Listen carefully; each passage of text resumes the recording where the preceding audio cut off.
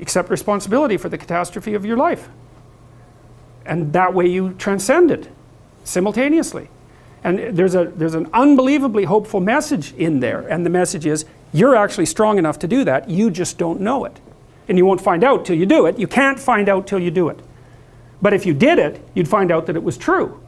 It's a massive risk. It's the ultimate in risks, right? You have to be willing to lose your life in order to find it. It's like, exactly right.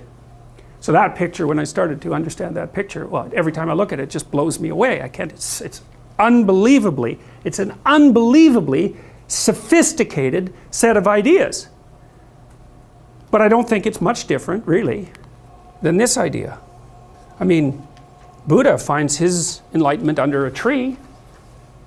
It's not fluke that that's the case. That's his natural environment. And he's sitting in the lotus here. The lotus opens up. It's this thing that springs up from the depths. And he sits there illuminated the same way. He's got a halo that's the sun that stands for higher consciousness. And he's transcended by accepting the fact that life is suffering. He's transcended the limitations that are part of mortality. You see that symbol there?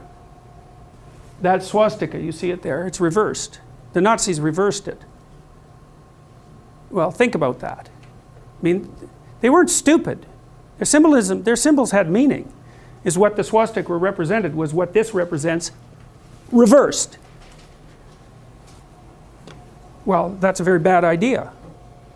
This is the thing that this idea is what enables people to transcend their suffering. And Buddha said, well, don't be too attached to things. And what does that mean? It doesn't mean deny the world. It might mean deny the world if you're too in love with the material, like with material well-being, let's say, then your pathway to transcendence and meaning might be to abandon that because it's constraining you. It's making you less than you could be. But the fundamental lesson, the more fundamental lesson that's underneath that is don't let what you are stop you from being what you could be. Right. And so then the question is, well, what do you identify with? Do you identify with what you are? Then you're a tyrant. Do you identify with chaos? Because that's the opposite of order, say. Then you're nihilistic. Well, you don't identify with either of those. You know that they're both necessary. You know that you have to live with both of them. But you identify with the capacity to continually transcend what you are. And then you seek out error. That's what humility is. It's like, I'm error-ridden. It's like, so I want to put myself in a situation where I can discover one of my errors, hopefully not in a way that's going to knock me completely out of the game, right? I want to seek out a challenge. I want to find out where my limits are. I want to find out where there's not enough of me yet. And I want to do that in a way that's engaging because, you know, you can wear yourself out fighting dragons, obviously. You can exhaust yourself completely, and that's not helpful. You know, one of the things I learned, for example, when I was coaching lawyers, these were people who had very high-end careers, and so they had an infinite workload. No matter how much they worked, flat out, there was always way more work that they should do. It's a very difficult thing to learn to manage. And so they were exhausting themselves, and I said, well, you know, you have to work less per day. It's like, well, no, that's not happening. I can't do that. And so what I learned over time was, okay, so this is what you have to do. Every 3 months you have to block off 4 days and go have a vacation. And you have to plan that in advance so it's in your calendar so that your secretary doesn't book your time.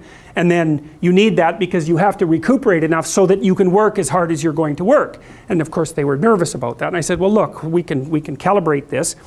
Let's keep track of your billable hours over the next year and see if they increase or decrease. Because I bet you if you take more time off, you'll actually have more billable hours. You'll actually have your cake and eat it too. You'll get to have a vacation and you'll be more productive.